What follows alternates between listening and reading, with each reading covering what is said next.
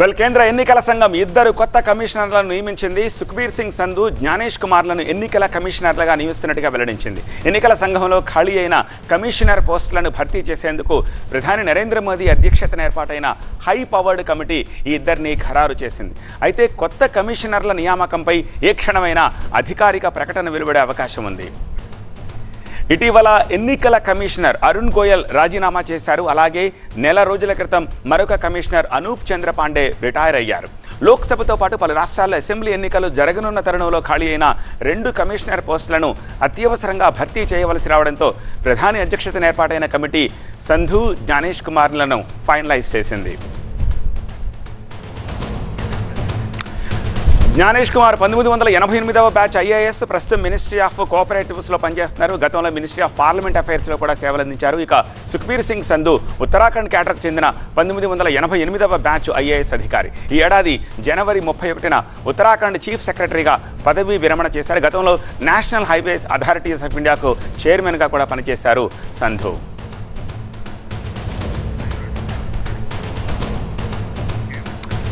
ఢిల్లీ నుంచి మా associate editor Mahatma మరింత సమాచారం అందించేందుకు లైవ్లో సిద్ధంగా ఉన్నారు. మహాత్మా, వీళ్ళిద్దరూ ఎప్పుడు ఛార్జ్ తీసుకుంటున్నారు? అలాగే వీళ్ళిద్దరూ ఛార్జ్ తీసుకున్న మరుక్షణమే షెడ్యూల్ వచ్చే అవకాశం ఉందా, లేకపోతే షెడ్యూల్ ఎప్పుడు వస్తుందని చెప్పేసి అనుకుంటున్నారు?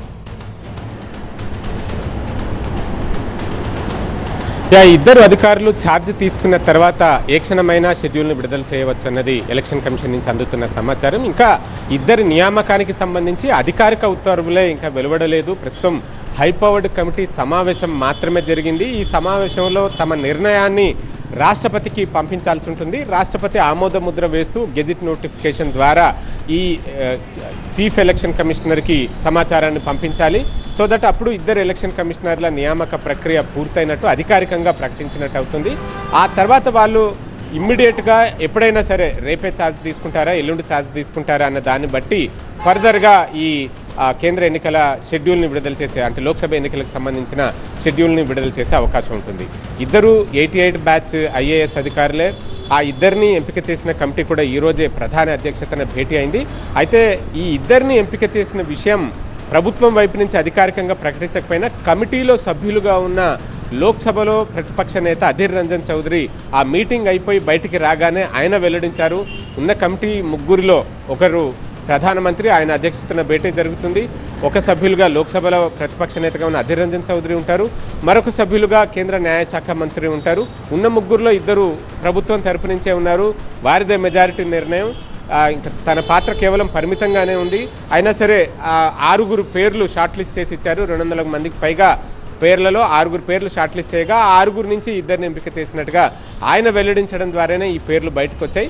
కాకపోతే అధికారిక ఉత్తర్వులు ఈ రాత్రికి కానీ లేదంటే రేపటికి కానీ రాష్ట్రపతి భవన్ నుంచి వెల్లడయ్యే అవకాశం ఉంది. ఆ తర్వాత ఛార్జ్ తీసుకున్నాక ఈ కేంద్ర ఎన్నికల షెడ్యూల్ని, అంటే లోక్సభ ఎన్నికల షెడ్యూల్ని విడుదల చేసే అవకాశం ఉంది. ఇప్పటికే కొంత ఆలస్యమైంది. 2019తో పోలిస్తే దాదాపు వారం రోజులు ఆలస్యంగానే విడుదలవుతున్నట్టుగా మనం చెప్పవచ్చు. బట్ తేదీలు విడుదల చేయడం ఆలస్యమైనా సరే ఎన్నికల తేదీలు అటు ఇటుగా 2019లో ఏ తేదీలు అయితే ఉన్నాయో వాటికి కాస్త అటు ఇటుగా అవే తేదీలు ఉంటాయి. ఎందుకంటే మే 23 వరకు కొత్త ప్రభుత్వాన్ని ఏర్పాటు చేయాల్సి ఉంటుంది. ఆ డెడ్ లైన్ ఆ లోపే ఈ 7 ఫేజెస్ వ్యాప్తంగా ఎలక్షన్స్ నిర్వహించాల్సి ఉంటుంది. సంబంధించిన కసరత్ అంతా కూడా పూర్తయింది. ఓకే మహాత్మా, సో అఫీషియల్ ప్రకటన వచ్చి రాష్ట్రపతి యాక్సెప్ట్ చేసి గజెట్ నోటిఫికేషన్ రిలీజ్ చేయడానికి 1 డే సరిపోతుందా? ఈ లెక్కన మండే 18 కానీ 19 మంగళవారం కానీ షెడ్యూల్ ఎక్స్పెక్ట్ చేయొచ్చా?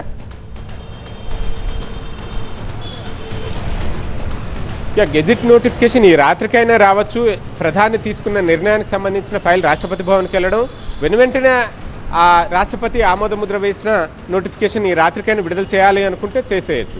లేదా రేపటికి నోటిఫికేషన్ వచ్చినా సరే వీకెండ్స్లో ఆ ఎలక్షన్ కమిషన్ పనిచేయదు అంటానికి లేదు. గతంలో 5 రాష్ట్రాల ఎన్నికలకు సంబంధించి అయినా వేర్వేరు రాష్ట్రాల అసెంబ్లీ ఎన్నికలకు సంబంధించిన షెడ్యూల్ విడుదల చేసిన సందర్భాలను చూస్తే ఆదివారం కూడా షెడ్యూల్ ప్రకటించిన సందర్భాలు కూడా ఉన్నాయి. కాబట్టి వీకెండ్స్ని మనం కన్సిడర్ చేయకూడదు అనడానికి ఏమీ లేదు. దాన్ని బట్టి చూసుకుంటే రేపు ఫ్రైడేనే అనుకుంటే సాటర్డే అయినా రిలీజ్ చేయొచ్చు, సండే అయినా రిలీజ్ చేయొచ్చు, లేదా వారి వీలుని బట్టి కొత్త కమిషనర్లు ఛార్జ్ తీసుకునే దాన్ని బట్టి ఎప్పుడైనా ఈ అధికారిక ఉత్తర్వులు వచ్చిన తర్వాత నుంచి ఏ క్షణమైనా సరే షెడ్యూల్ని మనం ఎక్స్పెక్ట్ చేయొచ్చు. ఆల్రైట్ మహాత్మా.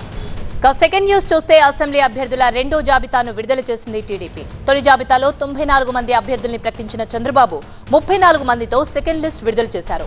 మొత్తం 144 స్థానాల్లో టీడీపీ పోటీ చేయనుండగా ఇప్పటి వరకు 128 స్థానాలకు అభ్యర్థుల్ని ప్రకటించారు. పెండింగ్ లో మరో 16 స్థానాలున్నాయి. 34 మందితో టీడీపీ రెండో జాబితా రిలీజ్ అయింది. గోరంట్ల బుచ్చయ్య చౌదరి, చింతమనేని ప్రభాకర్ లాంటి పలువురు సీనియర్లకు ఈ లిస్టులో సీటు కన్ఫర్మ్ అయింది. కొన్ని స్థానాల్లో వారసులు, కుటుంబ సభ్యులకు సీట్లు దక్కాయి. మరికొన్ని సీట్లలో అభ్యర్థుల్ని మారుస్తూ లిస్ట్ రిలీజ్ చేసింది టీడీపీ.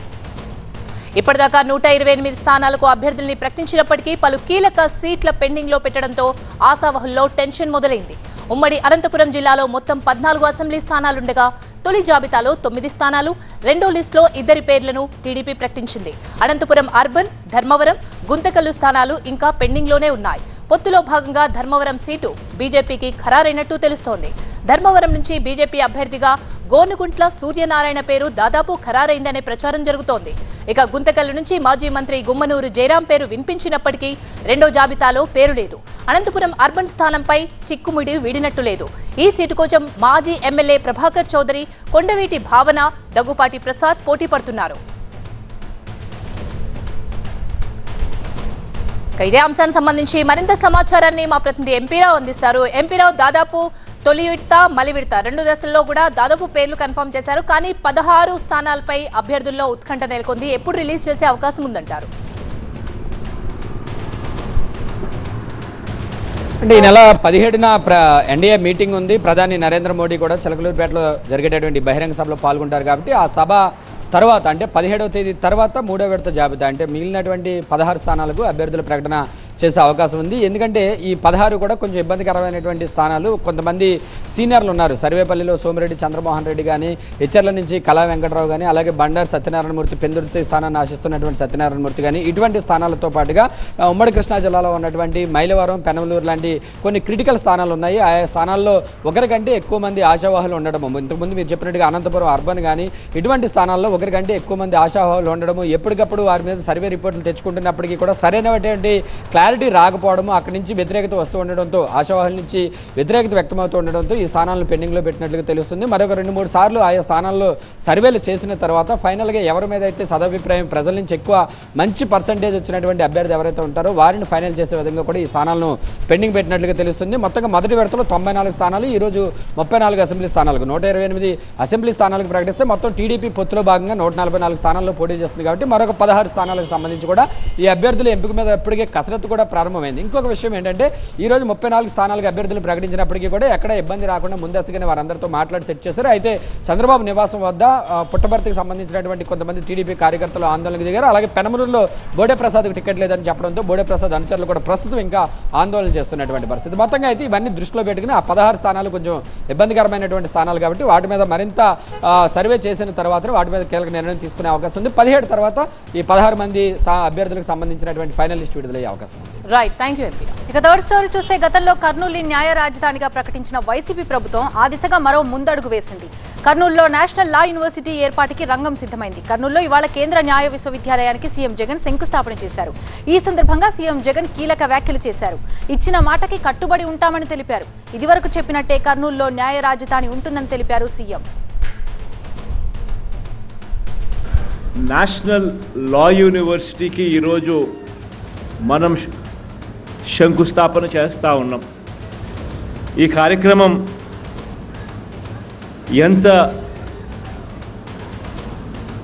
భవిష్యత్తు ఉన్న కార్యక్రమం ఈ ప్రాంతానికి, మరీ ముఖ్యంగా రాయలసీమ ప్రాంతానికి అనంటే మన ముఖ్య ఉద్దేశం ఎప్పుడు కూడా డీసెంట్రలైజ్డ్ గవర్నెన్స్ అనేది మనం మొదటి నుంచి కూడా చెప్తా ఉన్న ముఖ్య ఉద్దేశం.